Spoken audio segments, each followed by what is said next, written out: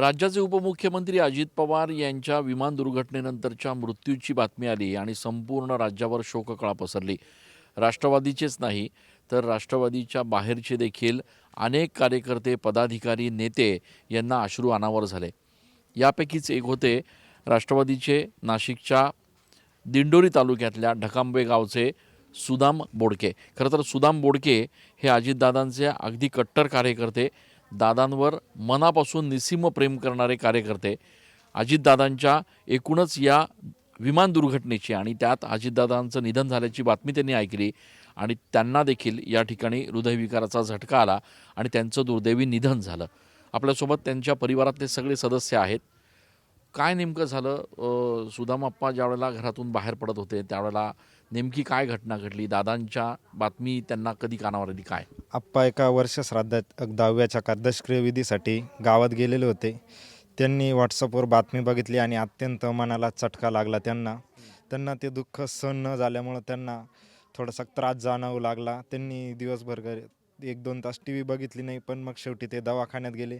दादांवरती व राष्ट्रवादीवर पक्षात 1999 पासून काम करत असताना शेटे साहेबांसोबत काम होतं. त्यामुळे साहेबांचे आणि दादांचे आणि आप्पांचे खूप जवळीक संबंध असल्यामुळे त्यांना हा दुःख सहन न झालं. पण मग सुदामाप्पा ज्यावेळेला घरातून बाहेर पडत होते त्यावेळेला त्यांना कळालं का की दादांची अशी मृत्यू झालेला आहे, दादांचा विमान दुर्घटना झाली आहे? त्यांना त्यांना जवळजवळ सगळं समजलं होतं आणि त्याच्यामुळं त्यांना ते इथून टी व्ही बघितली 15-20 मिनटं आणि लगेच नाशिकला गेले. ते डॉक्टरकडे गेले. दवाखान्यात इथून गाडी चालवीत नेली स्वतः. आणि ज्यावेळेस पायऱ्या चढून गेल्यानंतर शेवटच्या क्षणापर्यंत एकदम चांगले होते आणि शेवटची पायरी चढायची राहिली, कॅबिनमध्ये त्यांनी खाली कोसळले. असं म्हणजे रुग्णालयात पोहोचण्यापूर्वीच त्यांचं निधन झालं. रुग्णालयात ते पायऱ्या चढून गेले आणि शेवट काउंटरपर्यंत गेले आणि तिथंच कोसळले. हो तिथंच त्यांचं कोसळले, झटका आला त्यांना. हो पण अजितदादांची बातमी त्यांनी ऐकली आणि त्याच्यानंतर त्यांना त्रास झाला. हो, त्यांची बातमी ऐकल्यानंतर त्यांना त्रास झाला. काका काय सांगाल? काय एकूण काय परिस्थिती? आपण बघतोय की या ठिकाणी त्यांचे सगळे नातेवाईक आणि परिवारातले लोक आहेत. आप्पांच्या संदर्भामध्ये नेमकी काय माहिती तुम्हाला मिळाली? तुम्हाला कसं कळालं? आप्पा सकाळीच आमच्या गावामध्ये एक आव्हाड कुटुंबातली दसकिऱ्या विधी होती बाणगंगा तीरी. तिथे ते नेहमी मारुती मंदिरात दर्शनाला एक चुलत भाऊन ते गाडीवर आले आणि दर्शनाला आल्यानंतर सकाळी 8:45 गोष्ट टी व्हीवर कळाल्या मोबाईलवर लोकांच्या आल्यावर त्यांनी स्वतः मोबाईल खोलला आणि त्यानं ते बघितल्यावर आपल्या राज्याचे उपमुख्यमंत्री अजितदादा ते एकदम म्हणजे जीवाचे कार्यकर्ते दादांचे असल्यामुळे ते कळाल्या क्षणी त्यांना निर्वसपणा त्यांच्या चेहऱ्यावर लगेच जाणवला. मग तरी त्यांचे आम्ही सगळे मित्र त्यांना म्हणणार, अरे देवा तू निर्वस होऊ नको बा, घटना घडत राहते. आम्ही धीर देण्याचा प्रयत्न केला पण ते निर्वसपणा आम्हाला जाणवला. पण तरी आम्ही असं म्हटलो का बा आता ह्या माणूस सावरेल. मग तरी नाही, ते घरी आले. घरी आल्यावर त्यांच्या मनामध्ये ती खतखत राहिली आणि मग त्यांच्या छातीमध्ये धगधग व्हायला लागल्यावर ते दवाखान्यापर्यंत जायला लागले.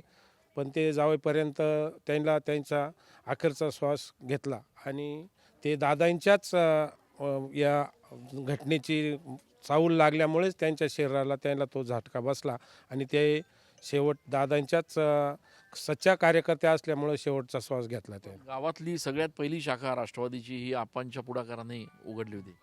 हो उघडली होती. त्या दिवशी सकाळी ना 10व्याच्या कार्यक्रमाला आप्पांसोबत मी बसून गेलो गाडीवरती. ते माझे वडिलासारखे काका लागतात. ते त्यांच्या पाठीमागे गाडीवर मी बसून गेलो. आम्ही मारुतीचं दर्शन घेतलं आणि 10व्यामध्ये आम्ही कार्यक्रम घटना कळाली तर भाऊ ॲक्सिडेंट झाला. तोपर्यंत कोणाला विश्वास बसत नव्हता. पहिली शाखा त्यांनी उघडली. ज्यावेळेस राष्ट्रवादी ओपन झाली, एक महिना 2 महिन्यातच आमच्या गावची शाखा सुदामभाऊच्या पुढाकारानं, म्हणजे सुदामभाऊ पहिल्यापासून काँग्रेसमध्येच होते.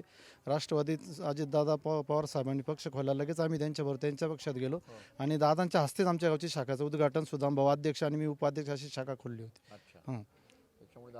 दादावर प्रेम होतं. म्हणजे आम्ही दसक्रियात बरोबरच होतो. आमच्याच मित्राची दसक्रिया होती. तर ती बातमी कळाल्यानंतर ते आणि मी थोडंसं ते झालो. तर मग ते मळ्यात आले आणि मी घरी गेलो त्याच्यात आणि ती आम्हा दोघांना ते असं कसं तरी झालं बा ती बातमी ऐकल्यावर सगळं दादांची घटना असं ऐकल्यावर आणि ते मी घरी आलो आणि ते त्यांच्या घरी गेले 15-20 मिनिटं मला लगेच फोन आला का असं असं त्यांची तब्येत बिघडली. मी लगेच ताबडतोब दवाखान्यात गेलो नाशिक. ढकांब्याची पहिली शाखा जी आहे राष्ट्रवादीची ती या सगळ्या कार्यकर्त्यांनी सुदामप्पा जे आहेत बोडके त्यांच्या उपस्थितीमध्ये या ठिकाणी उघडली गेली.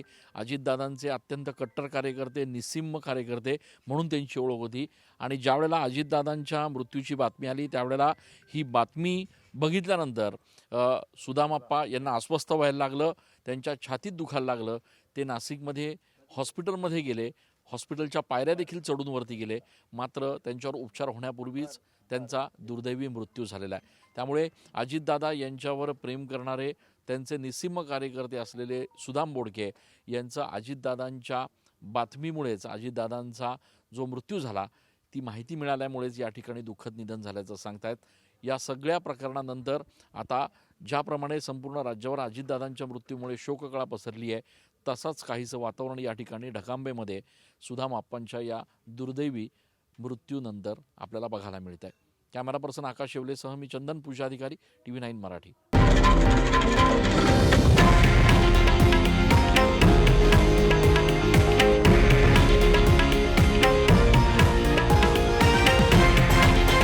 हे आहे देशातील नंबर 1 न्यूज नेटवर्क आणि आपण पाहत आहात TV9 मराठी, एकमेव.